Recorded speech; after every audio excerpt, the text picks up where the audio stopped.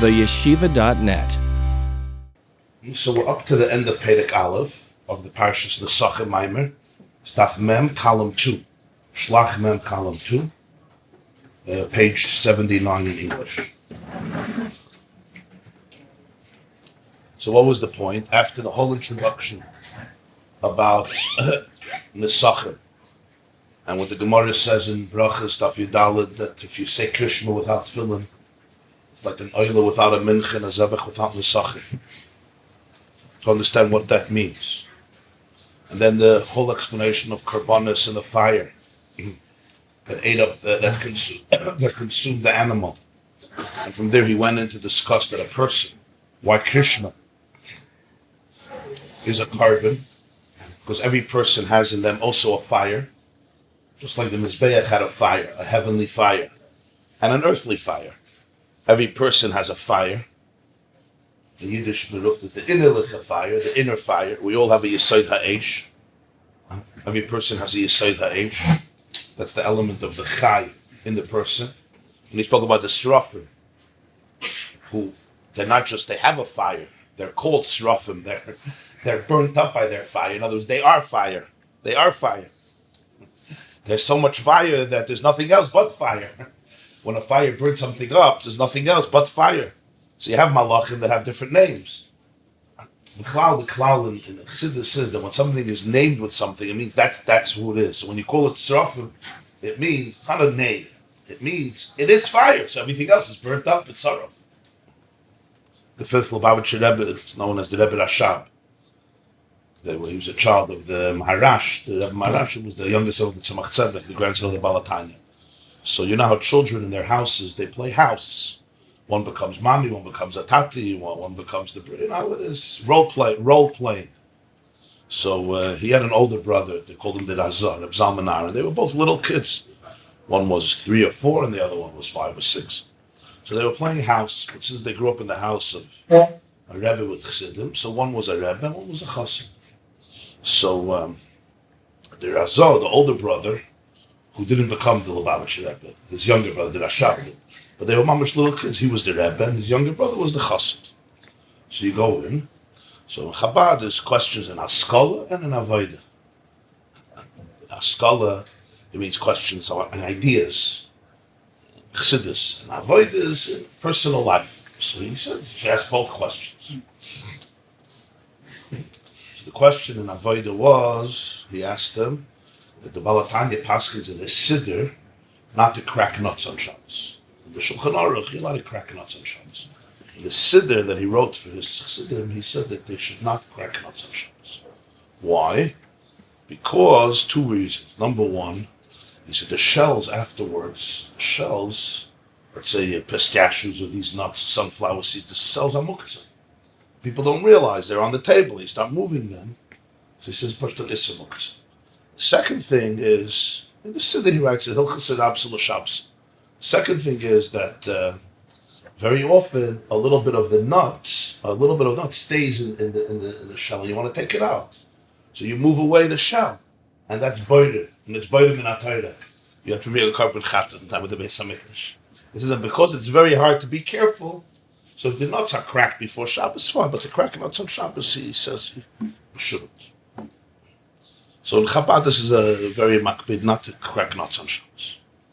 Other Chassidim forget, whole Shabbos afternoon, it's the sunflower seeds. It's Einik Shabbos. Okay. Maybe if you learn Likkutei in the morning, you don't have to eat so many sunflower seeds in the afternoon. So the Rebbe Rashab, he was a little kid. He says that he was nichshel, he cracked a nut on Shabbos against what Alter Rebbe Paskins in the Siddur. So he came for a tikkun. So his brother told him what to do. He should start davening from the Siddur and he should learn the halachas. So Rebbe Rashab blurred out, "Bist nicht kein Rebbe." He says, "Why not? I gave you a tikkun." He says, "First you give a sigh. You did not give a sigh. You went straight to repair." That's what he told him. And Rebbe, Friday was Megillah Tikkun, get man akrechts. We call it today empathy. You have to feel. You just right away told me what to do. What's the second shaila in Haskalah? Now it was a shaila in Haskalah. So the Rashab says, "Vos is Ayid? Vos is Ayid? Tell me, what's a Jew?" So the Razah says, "Ayid is fire. Ayid is fire. A Jew is fire." So he says, "So why don't I get burnt when I touch you?" So he said, "Weil du bist euch fire. And as fire wird on fire, wird es sich verbrennt." You're also fire. So when fire touches fire, it doesn't get burnt. Fire can't get burnt. Fire is fire. So Srafim is the pshat that you're completely burnt. He's completely burnt. Why is he burnt? So he says because of this one machshav. A person is not a malach. Why? First of all, you're not made up of one element. You're made up of paradoxes and so much diversity. And number two, the soul goes on a whole journey that the malach souls never goes. Nonetheless, Be'etzim, he says the neshama is higher than the malach. Much higher. He says infinitely higher than a malach. And that was a discussion what a neshama is and how the neshama comes down and what part of the neshama is embodied. And the idea that the neshama is a thought, it's a divine thought. It's really a divine thought. That is the neshama. So it's the divine consciousness experiencing life. That's the journey of the neshama. It's almost Hashem experiencing life through you. You're an embodiment of that. Because of all this, so he now concludes the connection to Karbonis and the Mizbech. That's at the end of Pedek Aleph. Remember the last few lines.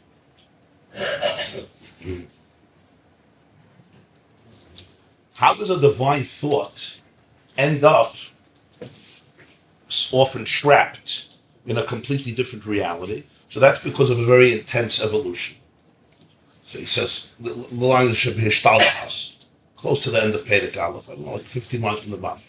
Ela should be Hishtalshus, Ha'ilum, Es Rabbis, Vatzumas, Hishtalshus, V'Nespashet, Ha'adas, and Hashem, V'Neslabish, V'Guv, V'Nefesh, V'Amas.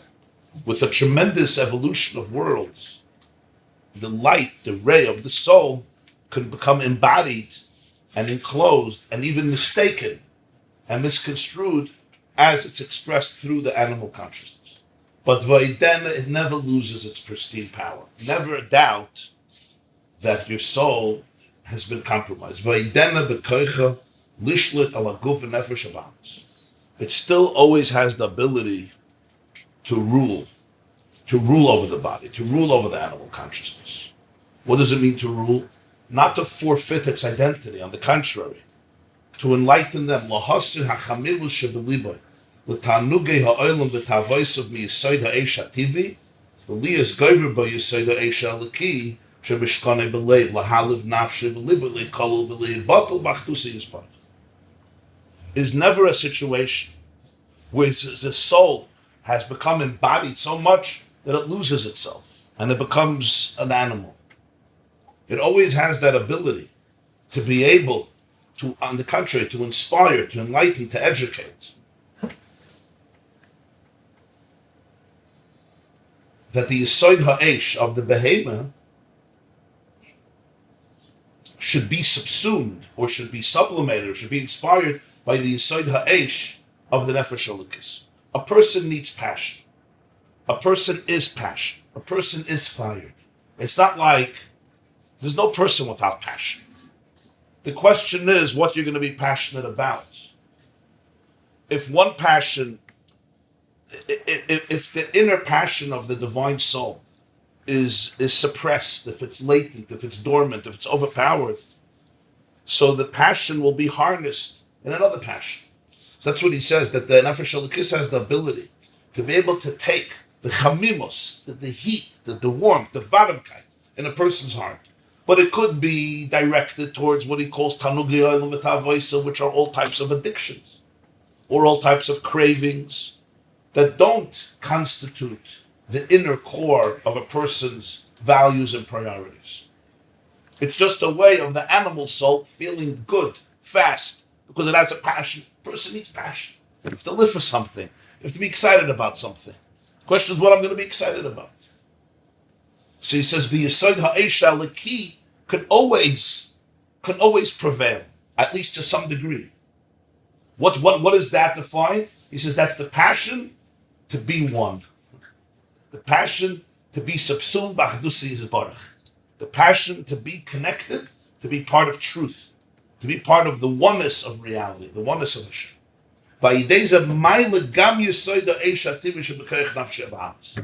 It never ignores the fire of the animal soul. It lifts it up. That's what a carbon is. The idea of a carbon is a very, very real thing. It's why is carbon such a central thing in Judaism? Because it's one of the most central things in life. What's the carbon? The carbon is, I don't give up on my animal. I don't destroy my animal. I need to uplift it. It also wants to be part of the fire. It has fire. But the question is, which fire will I introduce it to? The animal is not bad. The animal is not evil. The animal doesn't have to be obliterated. The animal needs to be trained, needs to be educated, needs to be opened up. That's the concept of the carbon. The carbon is the great, there's a Gemara in Chagiga, Reb Shol Alter from Ger, Rosh Yeshiva was in Los Angeles yesterday. So somebody sent me, just this morning, so he said from his father, Reb Pinchas Menachem Alter, the Pnei Menachem, that it says in Chagiga, that a person is similar to a malachim in three things, and similar to a behemoth in three things. Well, in terms of defecation, going to the bathroom, and eating and drinking, etc., procreation, sleep. Well, there is Gimel Dvarim, you're like a malach, three things like a behemoth. So his father said, was just trying to insult people, and more things than you imagine. So he said, no, the point is, he was trying to say that a person is greater than Malachi Asharis. That even those three things that l'chayra like a behemoth could become Malachi Asharis, and here we see even greater than Malachi Asharis. So the idea is that the Yesod Ha'esh of the Nefesh HaBahamis could become like a carbon. Once we've had a carbon, it becomes subsumed in which fire? In a godly fire, in an Eish Elokei. Because that's really at the core of the fire. That's really at the core of the fire. If not, it's going to look for a different fire. Liyois shebechol eis shemagber koyach Yesod Ha'esh Elokei mismayit u'miskarer koyach Yesod Ha'esh Hativi v'nichlel b'kedusha. It always works commensurate with each other. It's like Zel Umazah.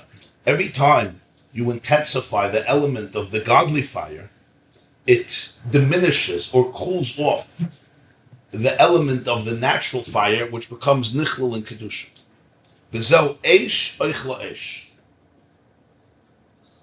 This is the expression in Torah. Eish oichla eish. Fire consumes fire. What's that eish oichla eish? There's two fires. There's the Yesod Ha'esh that the Nefesh HaBahamis has. Eish Ruach Mayim Afra. One of it is Yesod Ha'esh. In Tanya, he brings to Reb Chaim Vital in the first chapter that anger, for example, and arrogance come from the Yesod Ha'esh of the Nefesh HaBahamis. Addiction comes from the Yesod Hamayim. Depression and melancholy and sadness comes from earth, Yesod Ha'afra. Mockery, cynicism, idle talk, Latzonis, Aspidas, Vanabatelim, that comes from Yesod HaRuach. But Kas and Gaiva, arrogance and anger, come from Yesod Ha'esh. Shenigba L'mayla. He brings in the first chapter of Tanya from Reb Chaim Vital and Shari Kedusha. Fire rises, and arrogance is a way of lifting myself up. It doesn't last much, but it's a fake way, but that's the point. The animal is trying to cope with self-esteem, so anger also. Anger is a form of telling yourself you're a good person, and everybody else is horrible. I get angry at you because you're evil and I'm good. Instead of talking to you about my pain, right, I get angry. So in many cases, anger is just a secondary emotion to cover up what's really bothering me, and I just dismiss you. I get angry at you, and somehow, in my own psychological coping mechanism, it puts me on a pedestal. I'm a good guy, and it somehow assuages a little bit of my pain. Any of you get angry, you know what I'm talking about? Huh? Next time you get angry, it's hard to do it while you're angry. But when you get angry at somebody, especially somebody in the family, right? So be curious and look into what's happening and go a little deeper, and you'll see what's behind the anger. You may need help with somebody else to do it because you get very overwhelmed. Sometimes afterwards it's helpful to do it. I'm giving examples of the Yesod Ha'esh, or the maybe Salat Rebbe says, but every time you're magber, you bring out the Yesod Ha'esh of the Nefesh HaLekis, it allows a little bit of the fire of the Nefesh HaBahamis to be subsumed in it. So he says it's mismayit or miskarer. Eish oichla eish. One eish eats up another eish. V'zel eish v'chein haya b'karbonis mamish she'eish shel kedusha shel mayla achla b'alechaim she'el kedusha Yesod Ha'esh. We learned that animals represent fire. They are the element of fire. Just like by the Malachim Srafim. But even Chayes HaKodesh, they are the primary element in animals, in beasts, is fire. You sometimes even feel it, in the jungle, the passion of an animal. People are drawn to it because it's like primal, it's not sophisticated. We also have that. But with us, there's a lot of other elements that take over and eclipse it. Animals, you have like something that raw. You ever watch a chase of a lioness, of a cheetah, of a tiger, you see that. The fire in the eyes. Sometimes people are like that too, the fire in the eyes. He says it's Yisayid HaEsh. So by Karbonis, it was mamish that in a physical sense. But the Eish Shalamayla literally consumed this Eish. But it's representative of a spiritual internal dynamic, which is why Krishna is compared to the carver. Achim kol zeh, but nevertheless, it says in Perek Beis, Hinei, Yisayid HaEsh Aliki Shaboyu b'midu gvul u'mislabish b'nafshei achiyunis. The element of fire, since it's embodied in the body and animal soul, it has its limits. It's enclosed in the biological soul. The neshama is not divorced. It's not somewhere in heaven. They work completely together. It's one. You can't even know that. It's not a clear distinction. It's like you're always in the levush is not a shirt that you take off. It's a levush that God gives you for your whole life. My nefesh achiyunis, my biological soul, is the lifelong marriage. It's married for your whole life with your nefesh elikis. It's not even like a marriage where there could be a get, right? Or separation. You can go away for 2 weeks on a business trip. I don't know if you should, but potentially you could.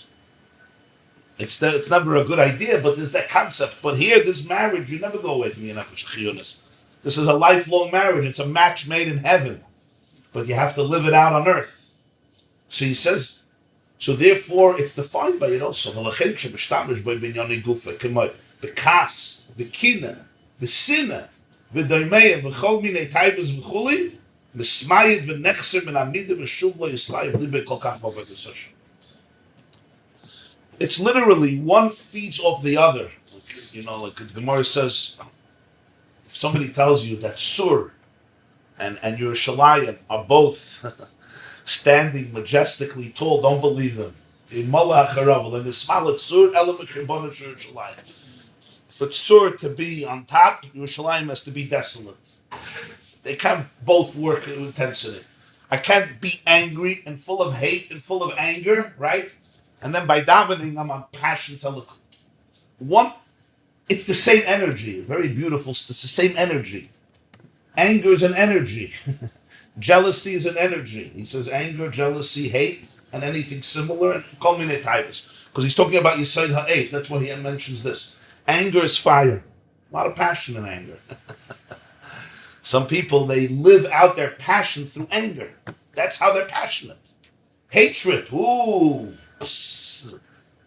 Anybody knows how to hate? Some people don't know how to hate. Some people know how to hate. A lot of passion. Especially if you could bring God into it. There's nachbasa. You know what I mean? I don't hate you. God hates you. It's real passion. Machlokes l'shem shamayim, yeah? So machlokes l'shem shamayim, seifel l'skam. So somebody once said, right, a machlokes is not for the sake of God. You can make up shara. I give you 50,000. You give me machlokes l'shem shamayim, seifel l'skam. It's going to last forever. It's not personal. You can't buy me off. It's going to last forever. And then this kina. Kina is also passion. A lot of passion there. A lot of fire. Jealousy, envy. And then he says, with Amen, anything connected to this. Or all these types. So what happens is, that's also feeding off the Eish of the Nefesh Elikis. It's not just feeding off the Eish. It's taking the power of the Nefesh Elikis. That's where you have to understand the unity of the two souls. It's using the power of the Nefesh Elikis to feed its flame. It needs fuel. Fire needs fuel. A fire needs oxygen. Fire needs chiyus. A fire needs life. So it takes that power, and he says, now what happens is, if I can give a very mundane metaphor, right? If somebody's in a relationship, he actually says this in a Maimel, Koirach. If somebody's in a relationship, let's take in a marriage, but part of their heart is busy with somebody else, I probably don't have to be Maidech, It's not like, oh, but I come home at night. Now I'm with my wife. We have a wonderful marriage. It doesn't work that way. Part of your heart is somewhere else. That heart is not going to be opened up to where it should be opened up. It just doesn't work that way. You say, why not? I have a lot inside of me. It feeds off that. And b'meila, when it comes time and you want to have a relationship with somebody you should be having a relationship with, somebody that you're really invested in, somebody that you connected your lives to each other and you're building a life together, it won't be there. People don't realize this. We can't tanzen auf zwei chasanas. In Brooklyn can man tanzen auf 9 chasanas in ein Nacht, because you're in Brooklyn. But in life, either my heart is here or my heart is here. Now, we go through fluctuations. But he says, but you have to realize, he says, every time my heart goes into anger, my heart goes into hatred, that's where my passion is manifesting itself. It's taking away from my ability, from my clarity, to be able to discover the deeper Yesod Ha'esh that's passionate about truth, that's passionate about Achdus Hashem, which is the ultimate passion, because it's a passion that's eternal, that's real, that's authentic. It's not a coping mechanism. It's not a substitute. It's pneumistic, it's real, it's authentic. You understand what I'm saying? But we see it in the mashal. You give your fire here, it's not going to be available. It's not going to be available for the other relationship. It just won't be there. But since it's eish oich la eish, so it works both ways. This eish eats of this eish, or this eish eats of this eish. And the person has to make a choice. Which eish is going to dominate by me? If I'm pursuing a relationship that is more external, but maybe a lot of fun, maybe exciting, it's very, very distracting. Why is it distracting? Because other relationship is causing pain. It also works the other way. Why is a person running away? Because one relationship is causing pain. I'm lonely. I'm in crazy pain. I'm angry. So I run away to a fast fix that seems much more exciting. It's much more hollow. So somebody once told me an interesting statistic, sad, that people who leave their spouses and marry somebody that they had a connection with during the marriage, and then they left their spouse because of it. So you would think that those marriages should be the best marriages. You know, he had Mesiras Nefesh for it. He left his wife, he left his kids, she left her husband. As a Mesiras Nefesh, probably it's going to be Av Nitzchis La'olam Vad, right? A crazy amount of them end up in divorce. So, I think this, if I'm not mistaken, after researching, but I think that's because 3% of them remain married. Why? Why? The answer is very deep. Because only 3% of them were connected. They were never really connected. What was their connection? The connection was that they met once a week for 2 hours. They didn't have to pay bills together, didn't have to raise kids together, didn't have to do laundry together, didn't have to deal with any headache of life together. It was a complete escape. How much of one was connected with the other one? The answer is basically 3%, maybe 5%. So b'chitzoni, of course, but that's called a real distraction. So it goes both ways. This age takes away from that age, but the reason I went to this age is I didn't have the first age. You understand? I was lonely, I was angry, I was in pain, so I ran to an age that's much easier and much faster, and that's what every addiction is. And it's really what anger is also. Why do you run to? Why do you get angry? Why do you get angry? Why were Chazal so upset when people get angry? Who doesn't get angry? If you know, why? What did I do? I got angry. Angry doesn't mean upset. If you're living in Brooklyn, your car gets towed. I missed the plane. I'm upset. Fine. I don't think they were upset about that. I mean, fine, they're Jews who don't get upset about anything. You know, they see and everything. You know, it's different madrigas of consciousness. Yid came to the B'susha and he said that the Maggid sent him to find out how you could be thankful for bad things that happen, just like good things happen. He says, you came to the wrong guy. I never had a bad day in my life. Reb Zusha had nothing. The Maggid wanted he should hear perspective. But the word of kas, it's avodah zarah. Why? What's avodah? Avodah zarah is substituting true reality for fake reality. That's what all anger does. Instead of talking about my pain, I'm talking about how evil you are. In my own head, I'm talking about. In my own head, I'm talking about how evil you are. That's not what's going on. Doesn't mean the other person is a tzaddik, but that's not the issue. So B'meila, when the first Eish is missing, I run to the second Eish. And when I run to the second Eish, it takes away from the first Eish. Where's the good side of anger? Huh? Where's the anger for the Eish you use on the good It's side? not anger. The Nefesh Elokis is not angry. The Nefesh Elokis is in pain. The Nefesh Elokis is hurt. That's very different than anger. If I come to you and I say, I'm hurting, let's say a husband and a wife or two friends, right? And I say, you know what you said hurt me. That's beautiful. In fact, it's a mitzvah. The Rambam says in Likkutei is Perik Vav, that if you come to somebody and you say, you know, this was hurtful, and I want to talk to you about it, he says, that's perfect. It's walking around harboring the resentment, the grudge, which is not even dealing with the issue. It's busy putting you and telling myself how evil you are, so I could just feel good without really identifying my loneliness or my pain. The Nefesh Elokis always searches for the pnimius of everything, for the emes, because it's achdos. You have to understand the Yisod. He keeps the biggest words in Likkutei Torah is achdos Hashem. Yeah, why? Achdos Hashem means truth, oneness. If you're ever dealing with an emotion that is a cover-up, it's never going to bring you to achdos, because achdos means the state of realness. And if it's an emotion that's a cover-up for another emotion, it's not a state of realness. You have to always understand that. That's what klippa means. Klippa means it's a shell. A shell means it's hiding what's inside. The Eish of the Nefesh Elokis is rooted in oneness. That's where the passion is rooted. It's rooted in a love, in a connection, in a fire that's based on real reality. All the other fires are cover-ups for that fire, but they're very exciting. Very exciting. There's passion. Most of that passion will be short-lived, and it's going to need another one very soon. So he says it's always commensurate with each other. So he says the eitzah is hineksiv ki ata toyinedi v'Hashem yagia chashki. It says in Tehillim, you light up my candle, and Hashem will illuminate my darkness. When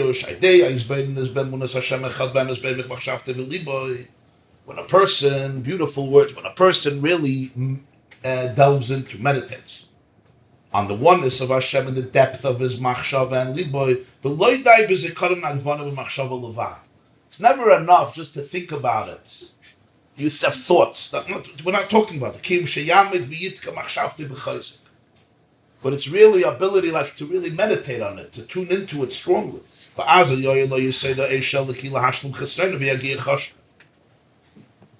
And then the person can help illuminate or trigger the divine element of fire inside of them to fill the void and illuminate the darkness. Because a person needs light. As I sit in darkness, the Navi says, God is my light. What does that mean emotionally? A person is sometimes in choshev, there's no fire. Fire also creates light. Fire creates light, it creates warmth, it creates light. Hashem early, Hashem inside of me could be early.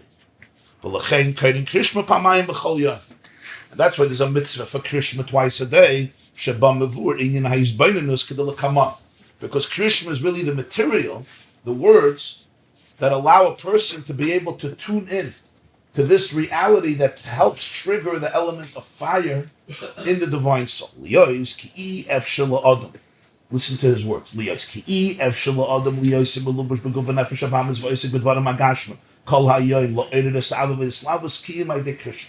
you have to do it twice a day? I did it once. Do it once in 5 years. We already know Krishma. So he says, you don't understand. It's like a person will say, I ate breakfast yesterday. Why am I eating today? I inhaled oxygen yesterday. Why am I inhaling oxygen today? He says, the way we live in life, the natural, and it's a very comforting idea. the natural thing is you're going to drift away from this. He says it's impossible.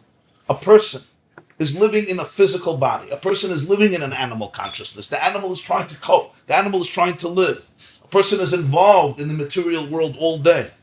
To be able to tune in to the divine inside of you that is on fire.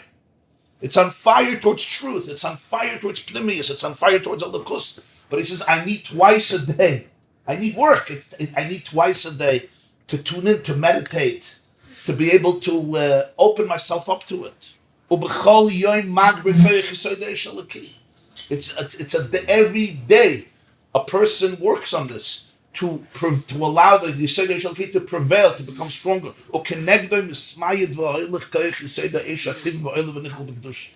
And if a person sustains this exercise, every day there's a little growth. Every day there's a little growth. Of course, we can also fall in the middle, but he's saying when a person sustains this, he says, every single day, you take away a little bit from the power of the more external element of fire. Why? Because remember, fire eats fire. Eish oich la'eish. It became a little more subsumed in Kedusha. The next day, your struggle will be in other things, not in that particular area. Because you worked it out.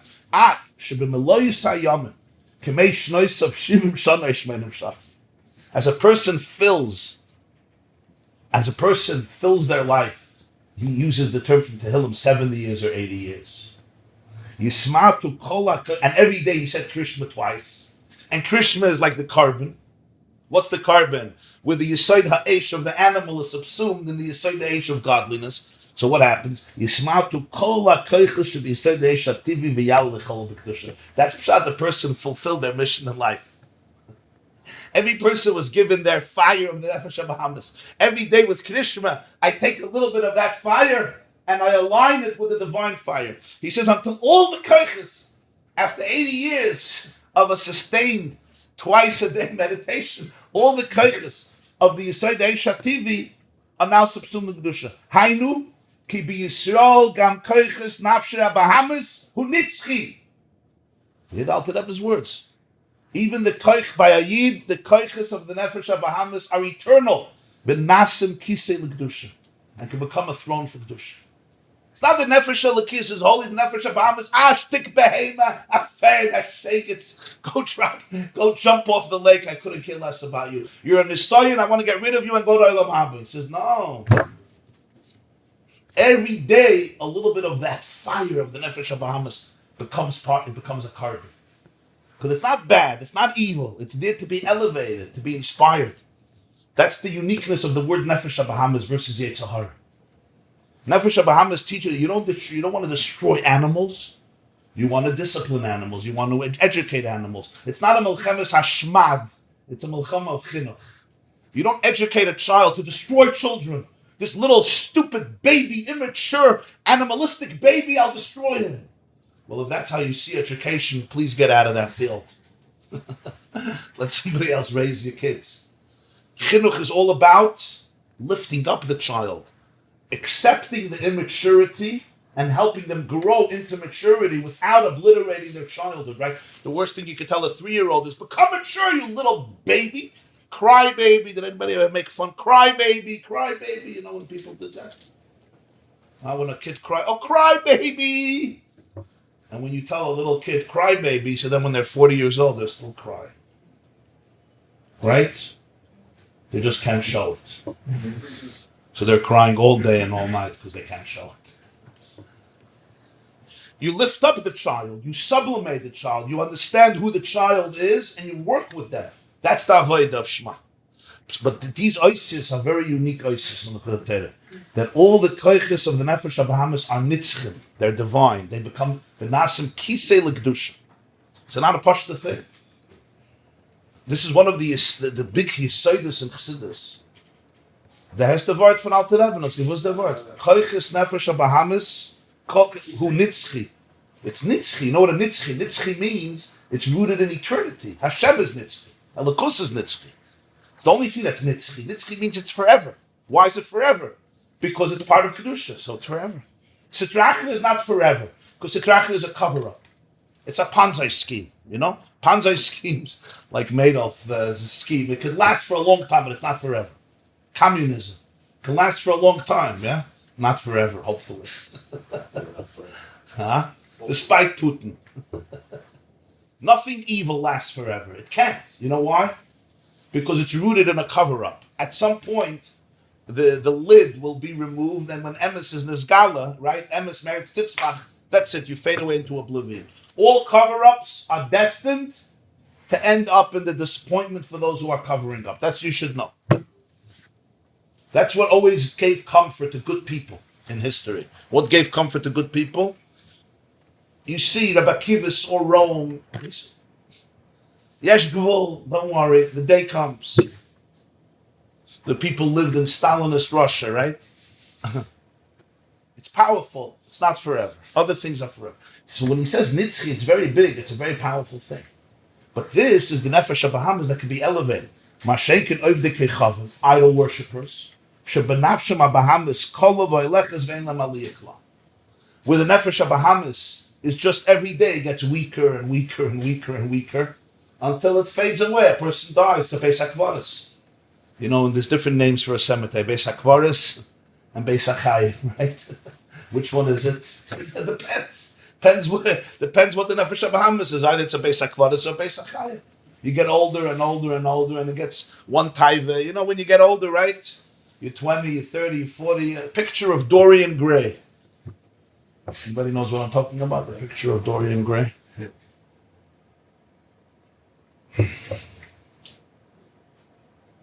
Ein lam aliyah klal. But he says, by Yisrael, the Nekud of Nefesh HaBahamis is an aliyah, becomes part of the Nefesh HaLekis. Because Eish Eichleish. Umidas, now he says something very, also extremely unique. Umidas yemei chaya, v'shenitnu loy min hashamayim, u'kifi shir shetzorech lahalois, kol kach koiches min nefesh hachiyunis, b'chol kach pa'amim, asher yikri Krishna.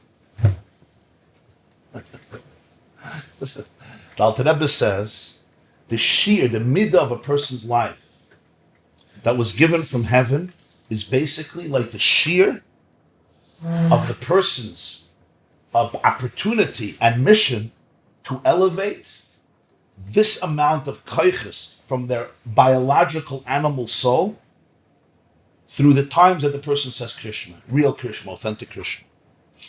It's not like life. It's not like our Nefesh HaBahamis is a mistake. It's some stumbling block.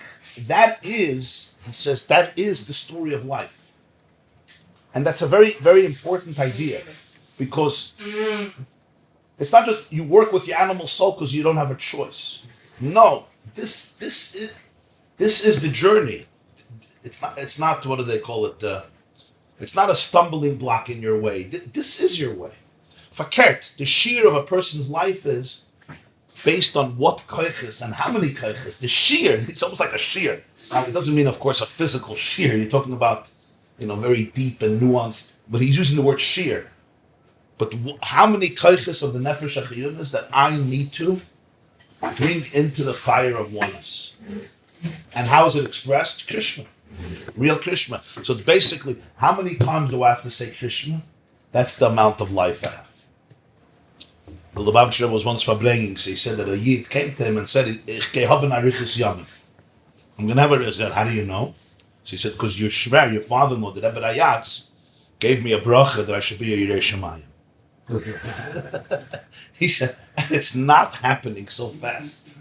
So, and his bracha is for sure going to be fulfilled. Mamela is pasha that I'm going to have arichis yamin. So this means, in a very real way, that every element that comes up in a person's life, it's never an annoyance. It's never disturbing you. No. It's literally tailor-made. Tailor-made, because this is part of my mission in uplifting, in educating, and enlightening all the parts of me, which includes my nefesh HaLekis and my nefesh HaBahamis. And this the malach doesn't have. The malach is a saraf. This the person has. Doimen ke behema and doimen ke malach Hashem's.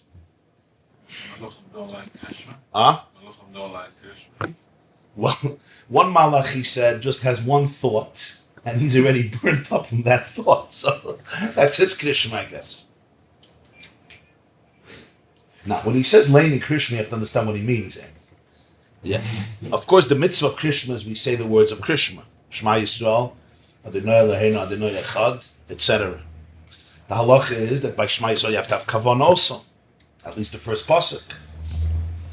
But what he's talking here about Leini, and that's the mitzvah, but like every mitzvah, there's the guf and there's the neshama. When he says here Leini Krishma, he's talking about Krishma, that's a conversation with my animal soul. It's not, I just opened the siddur, I said through Krishma, you know. The avoid of Krishma, the primis of Krishma. So he says, you live as long as many times you say Krishma. I don't think he's just saying, you know, it's like a person might say, I'm not going to say Krishma again because I don't want to die. You know, if I have 9,000 Krishmas, don't say Krishma with your kids. I don't think that's the part. It's not a technical inyan, how many times I said the words. It's the inyan, the tochen of Krishma. Okay. Right? So I thought Krishma is conversation with your Yisroel, not with any Yisroel. Avada. Shema Yisrael. We learned the Bible. Shema Makim. Rosh Hashanah. Shema Yisrael. Yeah. Where's the animal soul comes in the conversation? Well, the animal soul is present. He's always there. He's always in the audience. Who's also finished? Huh? The animal soul is always in the audience and usually not asleep. In Tanya, he says in chapter 13 that certain people, by davening, their animal soul goes to sleep. But he said it's going to wake up. It's going to wake up after davening. When your wife serves you breakfast, it's going to wake up. Don't worry. You go to work, it's going to wake up. Don't think when it's asleep. He writes that sometimes the Nefesh Abamis is asleep, so you think it's gone, it's dead. He says, no, it's asleep. You're going to wake up, right? You know, you look, the baby is asleep. There's Gan Eden in the house. The baby's going to wake up soon. It's not loyal vod. Even you have a bear who hibernates for 6 months, he also wakes up. So you have a Nefesh Abamis that hibernates, but it wakes up. So he's always part of the audience. So I don't want to destroy my fire of the animal soul. You never destroy fire. You bring it in. You bring it up. You elevate. You never destroy somebody's passion. You never destroy somebody's creativity. That's Eish. You don't do that. Passion is holy. Passion is beautiful. I want to elevate the passion. I want to harness the passion. I want to bring the passion into a space that the fire won't cease. The fire won't wane. I won't need another fire tomorrow. Another fire, another fire, another fire. That's what I want. That's the avodah. The avodah is not to destroy a person's passion. And that's important because sometimes people think avodas Hashem means, right? If I can get rid of the passion of the teenager, you know? I'm a chaya. One of my memories that are not so happy is I had a boy, one of my boys, as a kid, as a little kid, he was extremely exciting and excited. Just run around, creative, just as charming as it gets, cute and adorable. He had this fire. We always said, a little baby. And I put him into a certain school. And I think it was pre-1A or first grade, that age, very, very young. And we went to PTA. I went to PTA. The teacher tells me, he says, I have good news for you, Rabbi Jacobson. I said, what's the good news? I got excited. He said, your son came in. He was so lively. He was running around. And he would talk a lot and he would interrupt me a whole time. But now, Baruch Hashem, he sits in one place and doesn't say a word a whole day. Baruch Hashem. He became a good student. Doesn't say a word a whole day. And the guy meant well. He didn't mean it negatively. I'm laughing. It wasn't so funny. He didn't mean it negatively. He wasn't like, he meant well. He's sitting in one place and he's not saying a word. Huh? No. It was already there, whatever. He didn't know better. Huh? He didn't know better. No, he didn't know better. He understood the model of chinuch is, right? If I could create a perfect picture where everybody is as quiet as can be, like in a boot camp, and they're obedient, it's moidedik. Huh? Like here, everybody. Actually, this is not perfect because he interrupts. Everybody says whatever they want here. Especially Shabbos morning, you have to see what goes on. So this is not even, he says, I'm not a good model. And he's sitting azoi, and he's with his hand on this. You have to be azoi, and point, and look in. Huh? No, but you get my point. It's, and I understand them also. I'm not even judging. You have 20 people in a room, and they're little kids. I understand every second. So it's easy to become an expert until you're sitting in a classroom and you have to deal with 30 people and 20 people and noch Brooklyn kids too. Forest fire is burning out of control. Sometimes they light a controlled fire to contain this. Beautiful. Chaim always comes. He says when a forest fire is burning out of control, you light a controlled fire to contain it. Sometimes. So the idea is, but we have to understand this. I'm not now giving an eight how to run a classroom because I don't know. I don't know. But the important thing is, you never want to destroy somebody's fire, ever. That's not the point. Fakert, the point is, it's like a carbon. You say, oh, we have a beautiful fire from heaven. That's not a carbon. That's the hachana. The avodah is fakert, to bring the animal into the fire. That's the avodah of a carbon. The avodah of Krishna is not that you have a godly fire only. That the godly fire elevates and brings in the fire of the animal. And it always works together. The more the godly fire is intensified, the more the animal fire becomes sublimated in it. Because we need a fire. And the less that fire is burning and the other fire takes over, it's hard for me to find that other fire. You know, once a person gets entrenched in different types of addictions and cravings, you see it's very hard to find that in you. That's why you have to be very careful. If my energy is going into anger, to jealousy, to hatred, to addiction, to this craving, that craving, it's going to be very hard for me to cultivate and find within my heart the ability to have a pure fire, to have pure love. It's true. It's always commensurate with each other. A person becomes addicted to something, then they want to show up for their children. It's very hard. You love your kids, but the fire was already used up. You want to show up for your spouse, the fire was used up. I'll do it more robotically. It's like a responsibility. It's heavy. Because the Eish either lives here or it lives here. Eish oichla Eish. Either it's Eish rooted in emes or it's Eish rooted in externalities. Huh? Why is it 87 times? 80 times? Why twice Krishna? Of course, great question. Why twice? Morning and night. When the sun comes up and when the sun sets. Because those are the two stages in consciousness. Avadi, you could say it every minute. The point of Krishna is not just to say it twice. The point of Krishna is to say it twice and it should continue for the day. But it's twice a day because when the sun rises, it's a new day. And when the sun sets, it's a new night. And it's two different states of consciousness. Night and day, the person is in a different place. Biologically and also emotionally. There's a beautiful word from the Eglei Tal. You know what the Eglei Tal was? Rabbi Avnei Nezer, Rabbi Avram Bodenstein, he was a son-in-law of the Kotzker Rebbe. He wrote a sefer Eglei Tal on Hilchas Shabbos, Melachos of Shabbos. It's a very beautiful sefer. It's a Lamdisha sefer. It's still learned a lot, those who are dealing with Shabbos, Yeshivas, Koilel. Eglei Tal.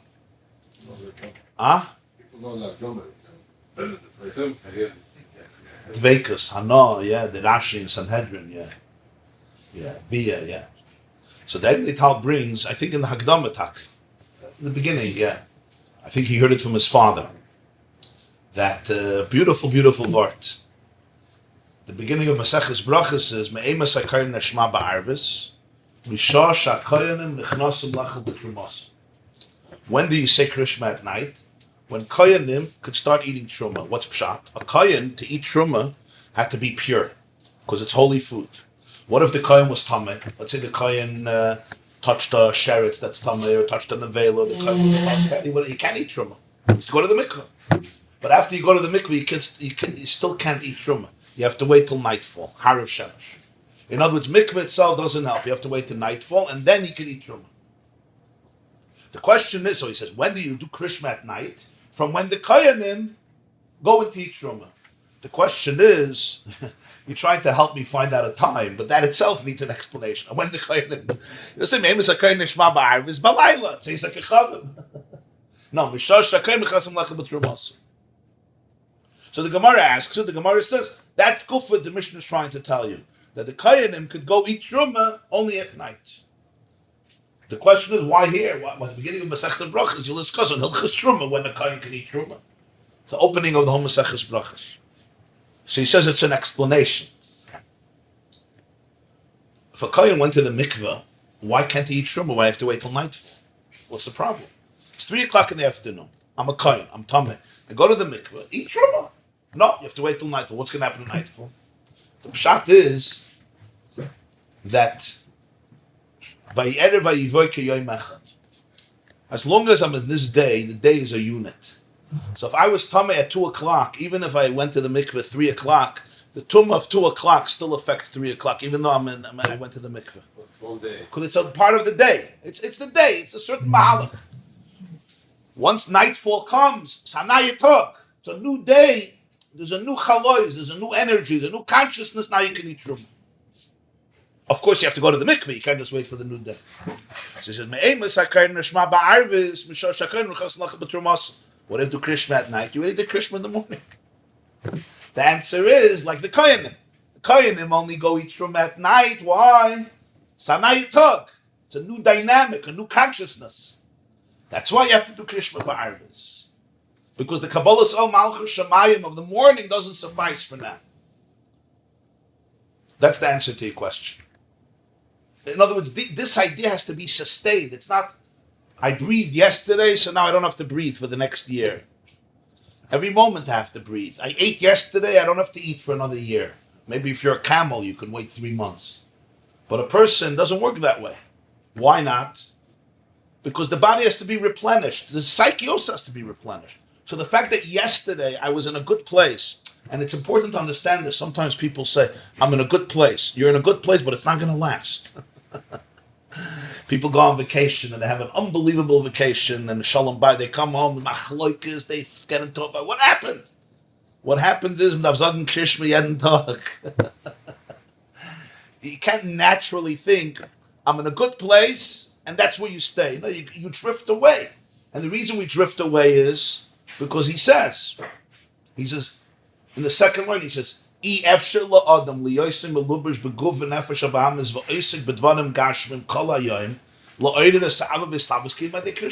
like in any relationship, you see it.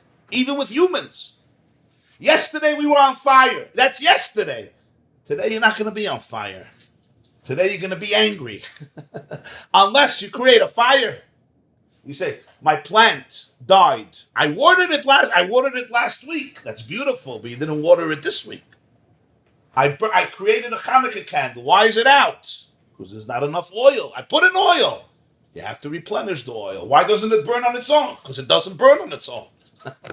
It needs oil. It needs oil. So he says, a person has to understand. I'm in a body. I'm in an animal consciousness. The natural, intuitive way is I'm going to be distant. I'm going to become distant from myself. I'm going to fall in naturally into coping mechanisms. I'm going to fall into an animal consciousness. That's normal. It's counterintuitive to be able to go into the place of achdus, even though that's the emes. So there has to be a sustained effort, not once a day, but twice a day, to be able to tune into that for a few minutes. Person has to zoom in, so to speak, to that part of themselves that gives them a foundation for that day. You plug in. We spoke yesterday about unplugging, so you have to plug in. Yeah. And recharges is a serious thing, and if not, I can't expect myself, there's no cruise control in Avodah. There's no cruise. Cruise control is a chiddush in the car. But in the journey of life, there's very little cruise control. And if there is cruise control, don't rely on it for too long. You know why? Because cruise control is good if the highway is straight. What happens if the highway turns? So the new cars, maybe, I don't know about the new cars. They're very good with everything, right? They make you touch the steering wheel every once in a while. You still have to touch the steering wheel, yeah. Cruise control, you could. The problem is, The highway is winding, and there's cars in front of you. And when the highway winds, your cruise control ahead and ahead, and then you go onto a regular street, you go over the highway. That's what he's saying. If there was no guf, there was no nefesh Bahamas, there was no Isaac and Gashmis Kalayim, we'll go on cruise control. You're a malach. Malachim are on cruise control. But a person, I have to go hold on to the steering wheel. I have to say, I'm going here, I'm not going here, I'm going right, I'm not going left, I'm going straight, huh? Control the behem. You got to control the behemoth, yeah. You have to control the car, the Merkava, yeah. Harness, not control. Harness, not control. What real control? What does control mean?